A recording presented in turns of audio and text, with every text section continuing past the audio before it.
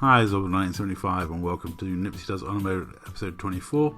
So after a little chat with Elminster and getting him back to camp to talk to Gale, I proceed on to the crash, picking up the mission from the most important mission giver I feel in this entire game. Apart from maybe one of the cats. But yeah, a very important mission giver, the Blue Jay. I feel his injustices of being pushed out of a nest by some giant eagles needs to be addressed. And solidarity to the little guy. So yeah, some bird-related revenge for him is coming up, and yeah, we head on down to the crash. It feels like I'm actually now in the game proper. The first act is great and I love it, but I've played the first act so many times, and so many times me and Woody or me and whoever I'm playing with or myself on solo runs have got to the end of the first act and thought, oh, I missed a bit, or oh, they brought out this new mod, patch, thing, I want to try that out. Or, oh, I just don't like my character, I want to do something different.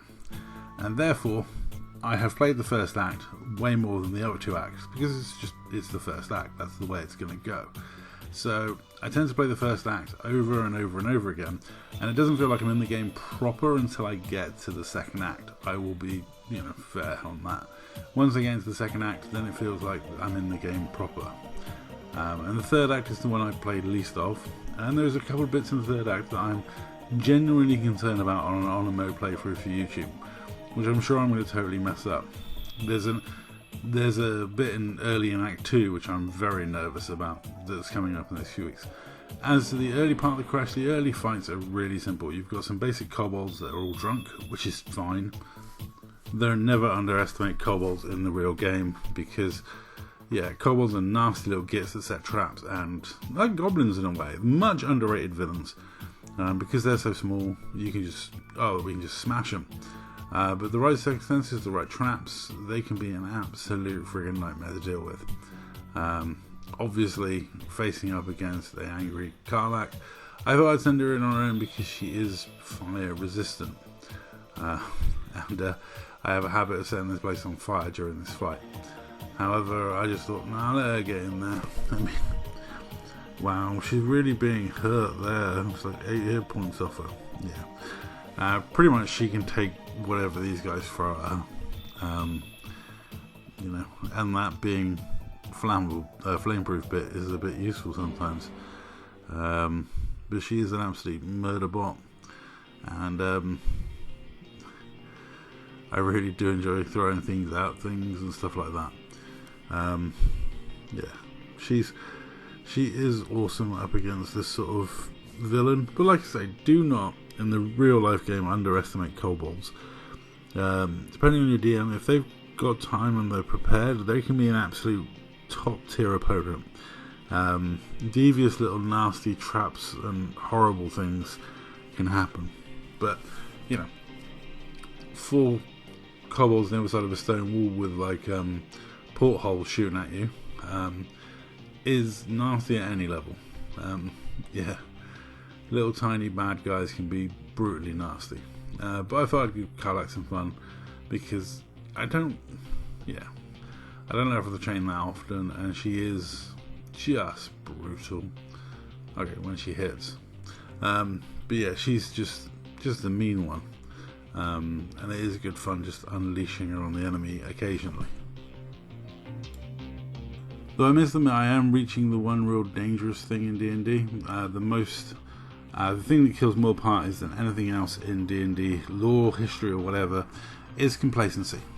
Your characters start to feel like superheroes after a certain amount of time, and when that starts to happen, like I said, that overconfidence can kill. Like, I was saying, she can take it. She's, taken nearly over half her health already. So, maybe I need to be a little more cautious rather than thinking about throwing them at each other because it's just funny. But yeah, how is that not going to be funny? But all in all, you got to be careful about these things. You got to be sensible, and sometimes complacency can get you killed, and D&D is definitely somewhere complacency always seems to get you killed. In D&D terms, it's like level 6, 7, 8. That's when you start making dumb decisions and thinking you're way harder than you actually are. That's or at least that's my experience of parties anyway. Parties I've been in over the years. It's always funny because people are always like, well, I wasn't. No, that's not my fault. I wasn't doing that. And it's like, well, you kind of were. Nipsy put on some reverberation on them. But like I say, this section I was not too worried about. In fact, all the fights I've taken on this session were not the ones I'm worried about. When it comes to the Githyanki Crash, I'm probably going to avoid, so I'm just going to go straight for the bits I want to do. There are a couple of things coming up that I'm worried about more than others, so if I get through them, we'll be fine. And there were still some more kobolds around, the ones asleep in barrels that were drunk, so there was a couple of splitting open a barrel and splitting open a kobold little touches towards that end of that fight. As I walked in here, I was surprised that they all lost the invisible condition, because I actually haven't got the eye from Volo yet.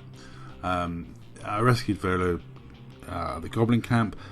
I didn't bother. I haven't done the interactions with him in camp to unlock the eye replacement or let him gouge my eye out so he replaces it with one that sees invisible. I've got to say that now Lizelle is really getting there with Polearm Master and all the rest of it. It's useful because you've got the balance between someone that does a lot of attacks that do a bit of damage, and then Karlak, who just basically smashes things. The amount of damage output you get from a barbarian is huge, but the amount of damage output you get from a Polearm Master fighter is also equally really useful, especially if you're clearing out large numbers of opponents. The amount of attacks she gets is great. The amount of damage she does, especially with all the little buffs you can give her, is also awesome. So she does me really solid amount of work, killing a lot of things. Unfortunately, I ran out of movement for her before I ran out of attacks. But she's got a bow for that, even though she never hits with that. I've really got to increase her stats on certain things, but even now I'm quite comfortable with, I'm not too worried if Shadowheart misses or whatever, because it's just worth it for the radiating orbs. If you don't know, they stack and give the enemies minuses to hit. So if you can get her in there doing a lot of debuffing and the reverberation debuffs and stuff like that, it all helps. It all means that things can take a little more damage, or deny a bit of damage to the enemy. And being it's all about action economy, anytime that you can assist, like even my Raven, it's only a hit point, but it's a hit point giving the next person advantage, which is decent. It's not a bad thing. And obviously it helps when you've got Karlak doing that many hit points per hit on creatures that don't really have the amount of damage to soak it. So she just crushes her way through. I don't know why I did that. There are two stood there next to me, and equally, Lizelle's pretty useful as well. So all in all, it all works out. The little team that I've got going puts a nice variety of different damage types out, different buffs, different debuffs. Really helps out. And the little synergy I've got with lightning damage helps out. And like I say, just doing a variety of different damaging, from piercing to bludgeoning, radiant. There's a bit of extra thunder in there, a bit of extra poison in there. It just really helps out get past those damage resistances, and I've kind of got the answer to most things. a lot of it's like disarming or tripping and stuff like that. That works really well. It just, you want a team that works together and puts out a decent amount of damage, but also you don't want too much of the same sort of damage. If you have like everyone doing slashing damage, you come up against anything that's immune to slashing, it's a bit of a pain. So a nice mix is good. Here I totally mess up. This is overconfidence 101. The eagle fight is not particularly difficult, and unfortunately for me, some of my characters got blown off the roof. The two strongest characters got blown off the roof, I might add. The two with the best chance of staying on the roof managed to be the ones that got blown off of it. The little raven, tiny little raven, managed to stay on the roof just fine. So I'm not sure how that works, but it apparently did. But heavy quick stack up on reverberations, and the little boy eagle goes down and kills Karlak because she's got no health left, which was not useful. And it took me a while to work out that the raven couldn't quite reach the eagle using movement. I was confused as to why couldn't reach was coming up. And it's sometimes quite awkward with the controller to move the map around properly, but it's the way it goes. Because you get 60% on attacking the boy down there, but trying to get in the position to actually do that was troublesome. But I'm worried because it's like attacking the vines and not the eagle. So managed to get the position correctly, and went down there and had a peck, and that really wasn't worth it. But that's the way it goes sometimes. And poor little guy, he really didn't want to go and take on those two girls. Out of my characters, they're probably the worst ones to try and take on and fight. And so I decided to move Shadowheart down there and do her healing, which, because of her synergies, does way more extra healing and also gives everyone Blade Ward. So that's handy. And then, utilising Cause Wounds is probably one of the best things to do with her. Upcast Cause Wounds is incredibly potent. Early level, you should actually be using low level Cause Wounds instead of wasting your time with her melee attacks, to be honest. But as you can see now, Lizelle is up and running. She's got all her different damage types on that hit. So that's poison, caustic, piercing, and just it's ridiculous. She gets the poison because of the item I got from the druid. If she's healed, she starts to do poison damage for a bit. She's got the caustic ring, and she's got the lightning charge bow, so she can charge herself up and do lightning damage.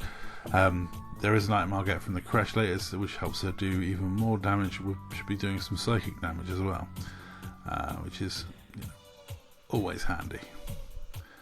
And time for people to climb back up and smack crap out of the bird on top. And painful lesson getting blown off the roof.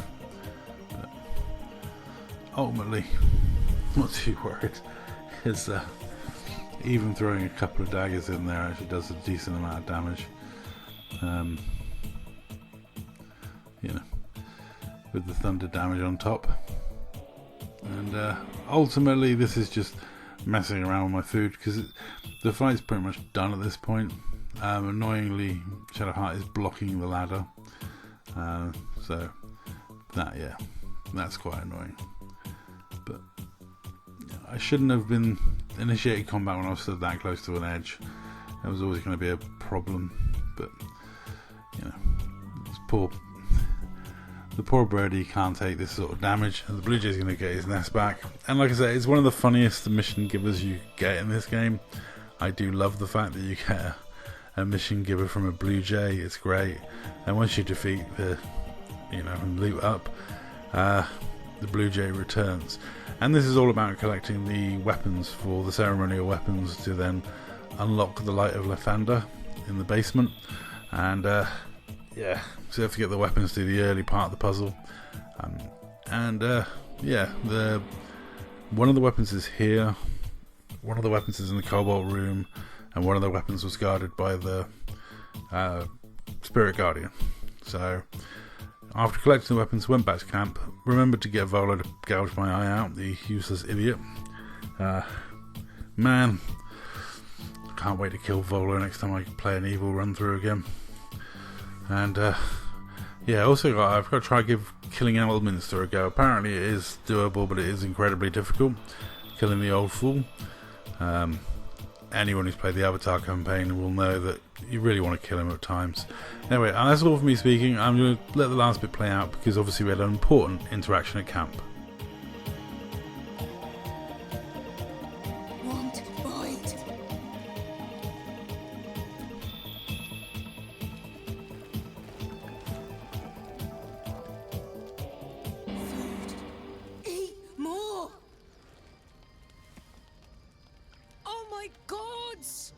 Look at its little beak! Oh, come here, you doll. No, run! Damn it! We scared it off. Poor little beaky fella.